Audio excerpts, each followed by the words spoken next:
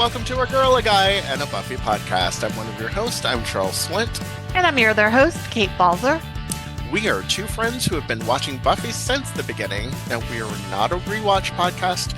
We explore the big bad themes of the show, and this podcast is full of spoilery goodness. So if you have not watched the entire series and you don't want to be spoiled, press pause now. Hey, Charles. Hey, Kate. How you doing?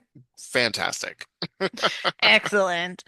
So we're continuing our season 4 conversation, season 4 of our series on power, control, and consequences. So we're delving into the magic of it all today. So, Charles, was magic the most irresponsibly used power in Buffy the Vampire Slayer? Abso-freaking-lutely. Okay, Absolutely. done. Bye. Done. We're done. Answer. Yeah. So tell me why.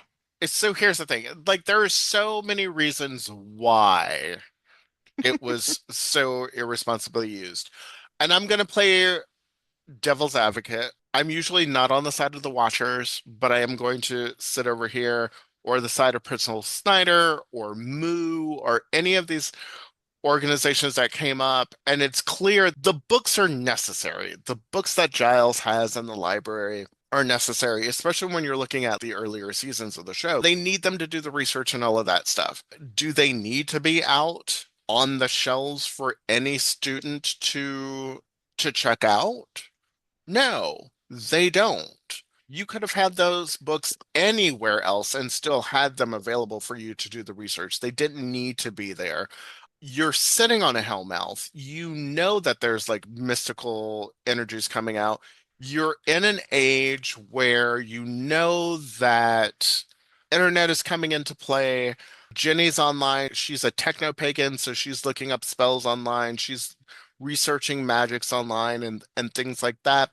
We scanned Malcolm into the internet. There's a lot of things that it's like realm of technology. Magic is like sort of cross happening. It's not just living in the books. And the fact that no one is setting up any sort of precautions. It's not like, hey, the only people who really should be checking out these books or looking at these books are the Scooby Gang because we're doing this. But I don't think that that's necessarily the case. And I could be wrong, so correct me if I am wrong. But I think other students do check out these books. Other students have access to them. And even so, Willow, so when you look at Gingerbread, you know Amy's a witch. You know, so Michael's a witch. You know that there are students practicing magic. Willow takes a book from Giles and then like gives that information to these other students too. So that information is being filtered through a supposedly trusted source. So why are they not containing that information more than they should be? And so sometimes when the council comes in, they're a little heavy-handed, but I also agree. It's the same thing when he goes into the magic box. When they come to the magic box and checkpoint, like he's like, most of this stuff is harmless. It's incense, it's candles, whatever. But there's some stuff in here that is really dangerous. Why would you be selling that to people that you don't know when you live on a Hellmouth? It feels like a very, very gross incompetence and feels very irresponsible to me. Yeah, I mean, when you look at all of the negative consequences and negative actions that people who practice magic took in the series, I mean, it certainly outweighs in a lot of ways anything that a Slayer did. Yeah. And other people involved in the supernatural world. It seems like the greatest consequences always happen with magic, and it seems to be because it was the most unregulated. People were the most untrained, unsupervised. I agree with you. It is weird that a library that's just supposed to be a regular high school library has so much supernatural stuff in it. Actually, I was just thinking I couldn't believe they didn't do more episodes where like a student checks out some sort of magic book. That's the episode storyline, the consequences of that. At least if they were going to have those, and why didn't Giles use it to monitor who was taking stuff out? I could see that. But yeah, otherwise, there was just such like gross negligence in nobody watching over Willow, nobody saying she needed training and guidance. And like Giles had his own experience. I mean, we've talked about this before. I understand it's not necessarily directly in Giles's purview or his responsibility, but he's certainly well connected, whether through the council or through a coven, to get Willow training, especially when multiple times that she does very selfish magic. After the something blue, my will be done spell, that really like I can't believe Giles did not do anything. And he's also not working at the time. Right. He It's has like plenty of time. He should have been taking her under his wing or finding her a magic tutor or making her part of a coven. Like she had so much to learn. It's just ridiculous that there weren't any checks and balances on magic users. she was approached by Dahafren Oh, after yeah, that yeah, spell. She caused so much chaos that Dahafren was like, you, I want you. yeah. Yeah, that her pain was like felt across dimensions. Right. Yeah, And Giles is like, yeah, whatever, it's fine. Why is there not like a weekly class? Why is she not, yeah, meeting with Giles once a week or something like that to like go through, hey, what spell are you working on this week? Okay, let's right. talk about what this is and have conversations about it. Well, and the number of times that everyone kind of blew it off is like, oh, Willow's so responsible. She's not really going to do anything terrible. Okay, morons. Look where we end up. But she keeps doing things that are irresponsible. Yeah, She continues to do things that are irresponsible, and it's proven over and over again that her magic is unstable. yeah, And so just because she's good at school doesn't mean that necessarily applies. And it's just, yeah, it drives me crazy that there is no checks and balances. And quite frankly, outside of the students, outside of any other student in Sunnydale, a lot of the magic that goes wrong is because of them. They cast spells, they hmm do things that cause havoc and wreak chaos and do all this other stuff. Again, unsupervised. You talk about Doppelgangland, you talk about Something Blue, you talk about Tabula Rasa. There's so many instances of Bewitched, Bothered, and Bewildered.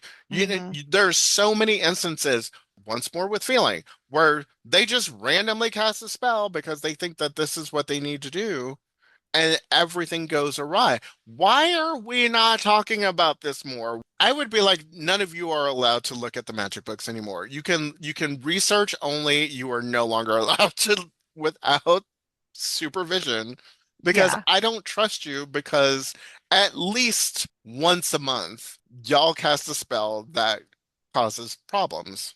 Triangle. Yeah, well, when you think about it, I mean, part of the problem is because after the first couple of times Willow messes up and there's no real consequences other than she feels guilty, why would she stop? Nobody's there to tell her to stop. Nobody's there. There's no authority there to get her help or get her training or take away her powers when she is too often out of control and using magic in an inappropriate way. But also, Willow is fully self-taught. Like Yeah. that is not something you should be self-taught in. And a counter to that is actually Jenny and Tara because even Willow says like, "Oh, Jenny never practiced, but she wrote spells because when they find the ensoulment spell in Becoming Part One, and we know that Tara has been trained by her mother. She knows the right way to use magic and she uses it responsibly.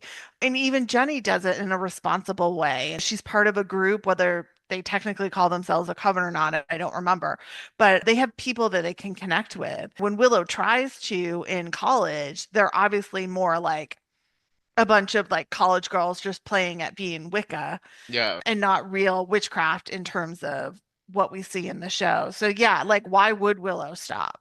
There's no one there to stop her. Right. And that person should be Giles. And I just think that that person should be Giles.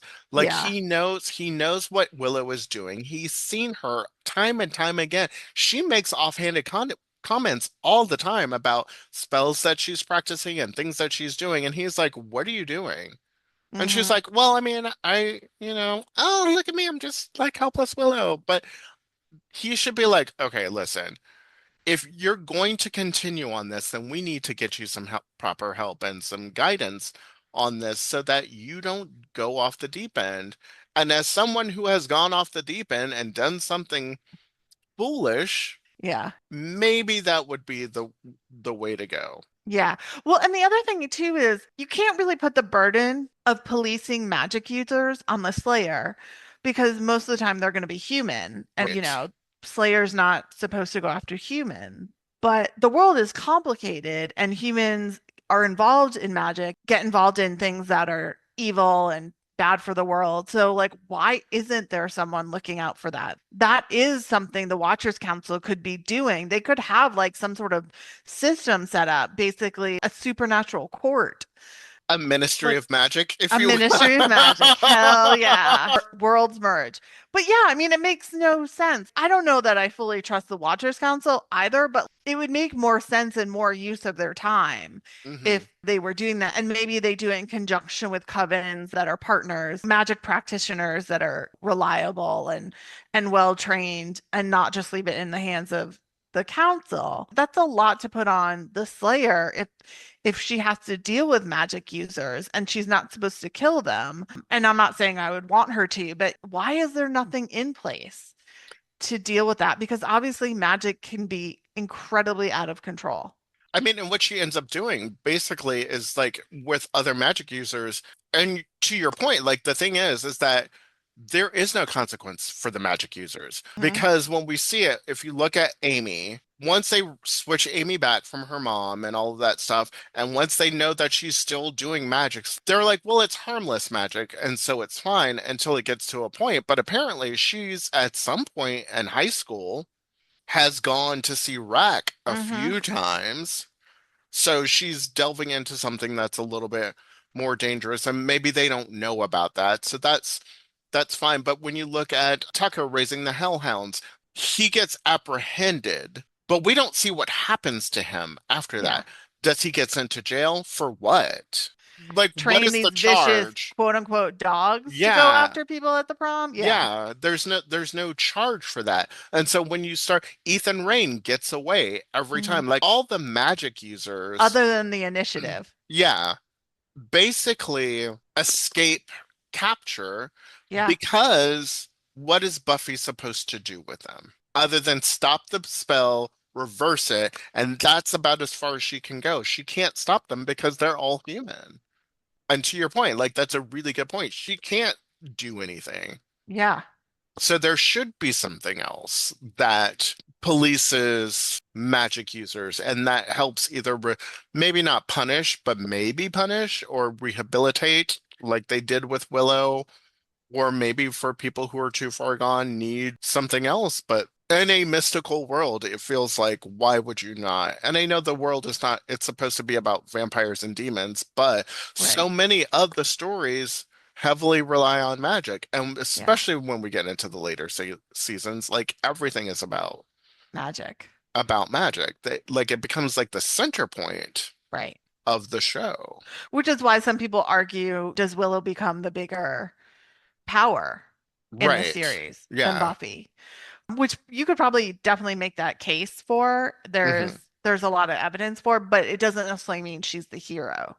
Right. Just because she has more power than Buffy, like more actual magical power. But at least there should be some sort of monitoring system at the Hellmouth, because hmm it certainly seems like it's worse at the Hellmouth. I mean, maybe all this stuff isn't going on a daily or monthly or yearly basis in other parts of the world, but it definitely is at the Hellmouth. So, like, why are you not monitoring the Hellmouth and have some sort of system in place, Watchers Council, or is there a coven nearby that could be doing the work as well? Yeah, it makes no sense. Yeah. None of it does. Yeah. Well, and I was thinking about this in terms of Willow. I mean, for all the horrible things that Willow does, like I love her storyline. Like it's a fascinating character arc. hmm But I was thinking about this in rewatching some of the episodes pertinent to her storyline, that I wonder, I mean, for Willow, it's kind of like Faith. There's similarities in there in that she felt powerless, and when she got the magic, it overtook her because it gave her what she thought she needed to be powerful. But I wonder if she would have fully gone down that path if she hadn't done that first spell of the re-ensoulment and the way it went, and the fact that she was possessed and she did it on Mm, the Hellmouth and that she did it, it's a curse. So it's negative magic, it's yeah. black magic versus learning white magic like Terra and small spells, and you Hmm. build up to those powers. If her path would have been different. And there are some fan theories out there too about that Insolment spell and her doing it. And again, her being on the Hellmouth and her doing that. And also like she had a concussion at the time of that happening. And so like from what we know from everything that they've said about your emotions have to be regulated, you need to have like a clear mind and all of that stuff. How much of Willow's path gets changed Mhm. because she did a huge spell that she was, not really ready for, technically, Yeah. but does it out of necessity because she has to. But she's also like hurt. What's the impact of that on Willow?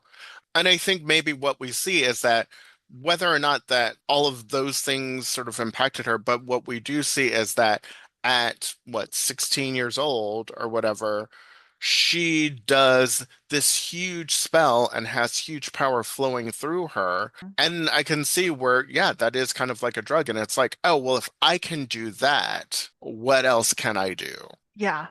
Well, and the other thing is they keep turning to Willow as she develops her magic. It's Hmm. like, oh, Willow, you can do this. Oh, Willow, you can do this. Oh, Willow, do this for me. Oh, Willow, you're my big gun.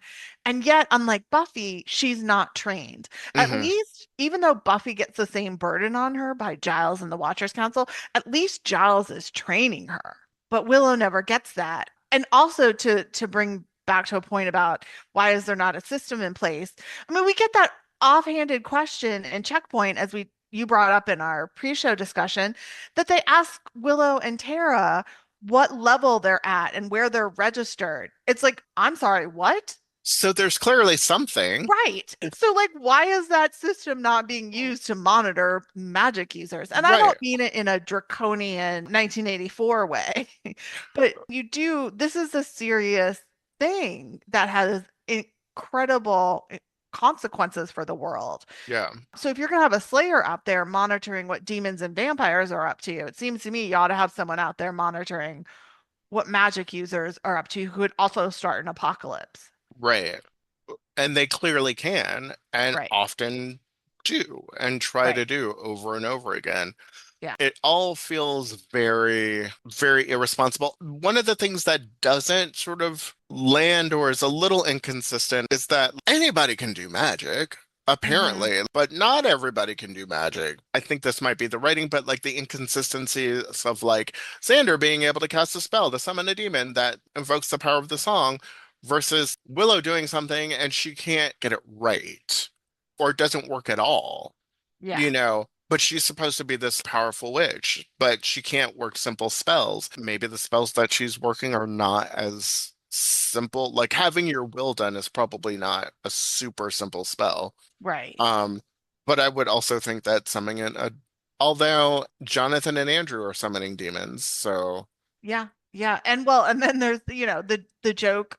I forgot what episode in season 4, but where like Riley's learning about magic and Xander's like, yeah, it's not like you can just read this out loud and something will happen. And he reads it and the flame comes out. right. And Giles is like, stop reading the books out loud, Right, Xander. stop speaking Latin in front Let of the books. books. That's it. Stop speaking Latin in front of the books. And Just it's like, because you read the right. words and it doesn't mean that the spell. So there is some Yeah. inconsistency in Yeah. storytelling in there for comedic sake.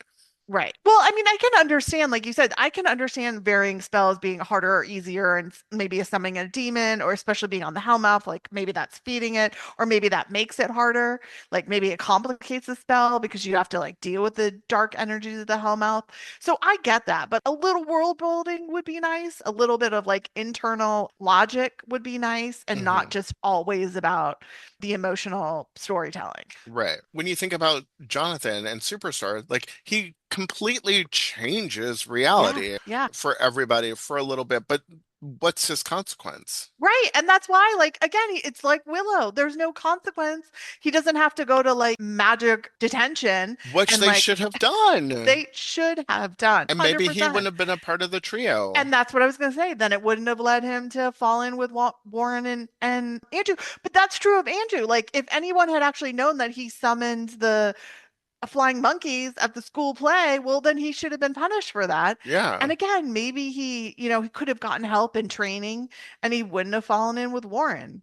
And maybe even not training, but like deterrent or maybe training or options. I don't know. There are lots of ways to have to go with that. I think there's a lot of holes in that Yeah, situation. And again, it's Buffy the Vampire Slayer. So like, we're right. dealing with sort of the emotional beats of vampires and demons, but you've added the forces of darkness and you've made it a huge plot point that a lot of these forces of darkness are human beings who Hmm. were practicing magic. So why would you not start, even if you weren't starting off that way, even if that wasn't like where everything started, but maybe you start to see that these things are happening, why would you not start like putting these things into place? And I feel like we don't see it until season 7 because it's somebody that we know. It's one of the Yes. core four. And so now it becomes important that the magic has created something that has changed someone that we love and care for. Right. And so now we need to start setting up these systems in place as opposed to doing it before, A, to keep the people that we love and care for safe and protected, but B, so that it doesn't get to the point where Willow wants to destroy the world Yeah, exactly. when she goes after Glory and she like sucks. Mm. Like there's so many times where it's like, and they're like, Willow, stop, don't do it. And then she goes and does it anyway. But then everybody is like, but you're the responsible one. She has shown you time and time again how irresponsible she really, really is. And that crack starts with Doppelganger Land. Old reliable, and she's saying, that's not me, that's not who I am. And I think Yeah. that that's sort of the first crack, really, of Willow being, I am not this responsible person that you all think that I am. And I think what happens is that no one is listening to Willow and her cries for help and Yeah. all of those things. And I think those little comments that she's making are her way of trying to ask for help, or at least being like, this is the thing that I'm looking at. And I think what would have been great would have been Giles taking an interest and being like, oh, really? Tell me more about that. Oh, well, in my experience, this would work better. Or in my experience, this is like the dangers that would have happened, as opposed to like trying to chastise her and be like, don't do this, is to talk through all of those things. And what she's doing is she's not directly asking for help, but I think she's been subtly trying to ask for help, and no one's listening to her because all they see is season 1, season 2 Willow, high school Willow, who's like super responsible and she'll get it done and she's level-headed and all of this other stuff. But she has shown you over and over again that she is not that person. Yeah. Well, and it goes also back to actually our previous episode's conversation where we said that the Watchers and the Watchers Council should have psychological training. I don't think Giles is capable of doing that because he's not trained to do it, and that's not in his nature. Like to see that Willow might need to talk to him or and not to say that Giles doesn't care, but I do think Buffy is just like blocks everything out. Like he's so focused on Buffy Mm, that it just doesn't seem to cross his mind to maybe have those conversations with Willow. And even when he calls her out for being irresponsible in something blue and not coming by to do the truth spell, and she's like, I was 2/3 there. I got all the stuff and I just forgot to come by. He's not empathetic to her and what she's hmm. going through. So, I like I said, I just don't think that's in his nature. Again, not that he's not kind and caring, but he maybe it's the age difference, maybe it's also gender, but yeah, I think that's some of the places that Giles struggles as well. I agree with you to some extent, but honestly, I feel like Giles should have been more sympathetic to Willow due to the amount of time that he and Willow spent together. Because they spent a whole lot more time together in the library doing research and all of that stuff, especially in the early days, while Buffy was out patrolling, while Buffy was out fighting and doing all that stuff. They were there together, sort of in the trenches together. So that's why I feel like he trusted her to like do the research part and do all of that stuff. And he was like, "Well, you're a responsible person. You're intelligent, you're responsible, you understand all of these things." And then when it's about her going out and doing things, Buffy's like, "Hey, I need you to do this." It's usually Buffy asking Willow to perform some magic things with a little bit of pushback from Giles, and then both of them being like, "No, we can handle this. It's fine." And then him backing down as opposed to him stepping in and being like, okay, well, then if we're going to do this, this is what we need to do. They kind of do it with Angel's reinstallment spell. They Hmm. kind of do that with creating the flame that destroys the box for the mayor.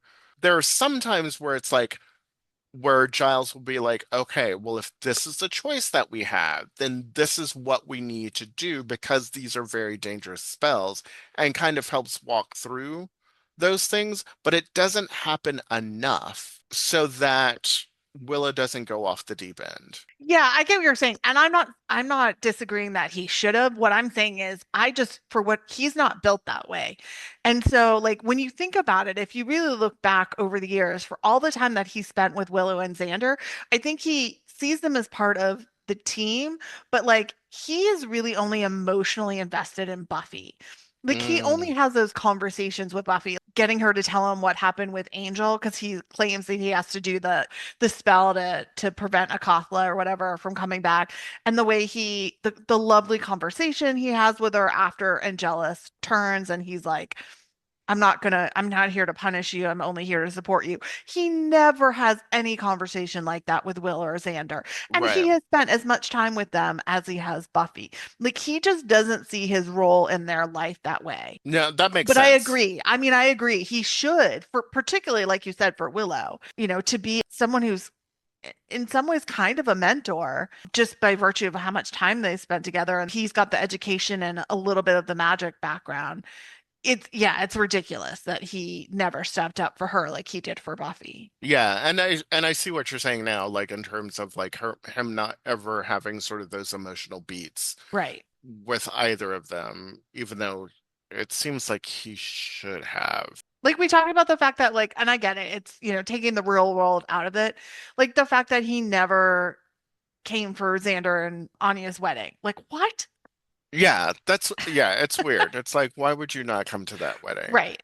So, I mean, to me, so all of that to say that just plays into the Giles not stepping up in some way to check the magic use that was going on, particularly with Willow. There's so many things that went wrong there. Yeah. It So, didn't, yeah, it just didn't need to happen that way. It any, could oh, have been go so ahead. much better. Could have been so much better. Yeah. Yeah. I mean, yeah, I get it. It's a fine line walk, because you obviously want drama. That's what drives a show and the story. But like we said, sometimes it would be nice to have a little bit more internal logic Yeah, or some voice standing up and saying, "Hey, wait a second. Shouldn't we be checking these people?" or even the consequences. Like you said, Right. like there are no consequences for Yeah. magic users in this reality, Yeah. other than like Amy getting turned into a rat and the Right. consequence of her having to live a life as a rat, although she shouldn't have had to do it because Giles knew the spell to change Amy back because he helped change Buffy back from a rat when Amy did it. So why did he let Amy sit as a rat for the past Yeah. 3 years? Well, and to be fair to Amy, that isn't even like consequences she needed to experience. She didn't do Right. anything wrong. I mean, she was trying to save herself. So, like, it wasn't like she committed, some magical offense. She was actually burned Right. at the stake. So yes, true. True So I indeed. don't know if she thought as a rat she could turn herself back or that Willow was going to turn her back or yeah. So anyway, Who knows?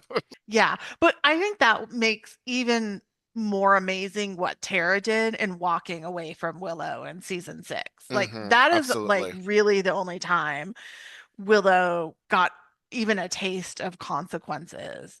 for her misuse of her abuse of magic. Yeah. That's when we start getting into the whole like addiction storyline of it all, whether you like it or not. Right. The real point of that is that Willow, there is consequences to you using magic all the time. And what Tara's saying is like you're using magic as a quick fix for everything. You're trying to make the world to your liking, and that's Right. not going to work. And what's not going to work is me being with you. And as you keep trying to do this. And that's the only real consequence that she suffers. Does she go dark? Yes. Does she murder someone? Yes. But again, she doesn't go to jail for it. She doesn't get like she even thinks that she's going to get locked up in some mystical prison for the rest of her life or whatever, or Hmm. tortured or something. But no, they rehabilitate her and bring her back into the fold.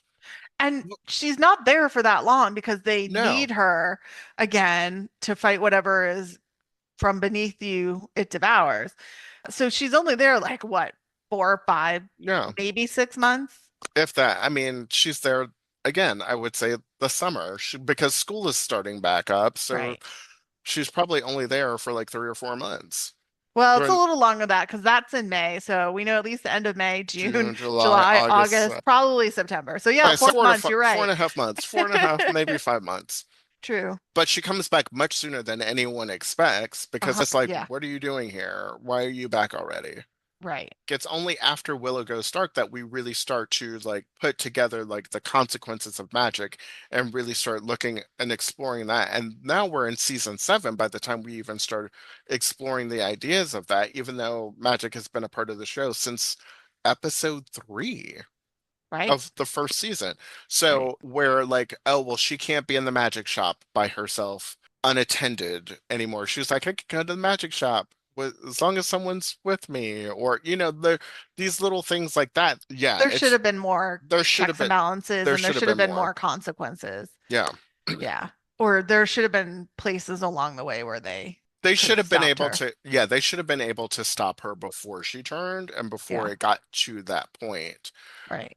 And the fact that they didn't, I mean, and again, they sort of recognize it in hindsight that there were all, Xander was dealing with the wedding, Buffy was dealing with, you Being know, pulled out of pull heaven. out of heaven. Even that, like the fact that you all are doing something, that the four of you decided to do something that you were like, we can't tell Giles about this. Why can't we tell Giles about this? Because Giles would be like, you cannot do this. This is a bad, bad idea. You don't tell Dawn for a similar reason, but the reason why you keep it secret is because you know it's not right. The fact that like it is not called out enough, not talked about enough, there's no consequences for them. The fact that the Slayer line is threatened Hmm. because they resurrected Buffy, and Right. that there is, other than Tara being killed, which you could maybe argue is a life for a life payment, Yeah. none of them face the consequences that they should for the fact that they basically almost let the first evil free. Unless Ooh, new thought okay. unlocked, new thought unlocked, maybe a hot take, I don't know, unless everything that happens to them is the consequence for them casting the spell. Anya and Xander's breakup, Tara's death, and Willow going evil is Mhm. all the mystical consequence of them casting that resurrection spell, which feels like minimal. But in that spell, she has to sacrifice something innocent, which is the deer, Right. which then equates to Tara on Mm. a larger scale. And these dark magics flowing through her ends up being Dark Willow. Basically, you're saying it's karma. Yeah, it's just all of this stuff coming back to them. So maybe Yeah, those are the consequences that they have, but it's not really played out that like it's not like right, played out like when they bring Buffy back and the Traveler comes and they're like, well, right, this is a direct consequence correct. to this magical action, but maybe it is a more of a karmic retribution for them coming back. Well, what do you think? Let us know. Do you think Charles is great? Season 6 is basically the karmic payback for the resurrection spell. We'd love to know your thoughts. You can email us at abuffypodcast@gmail.com, and you can find us on all the social media at a Buffy podcast. Thanks for tuning in. We'll see Bye. you then. Bye.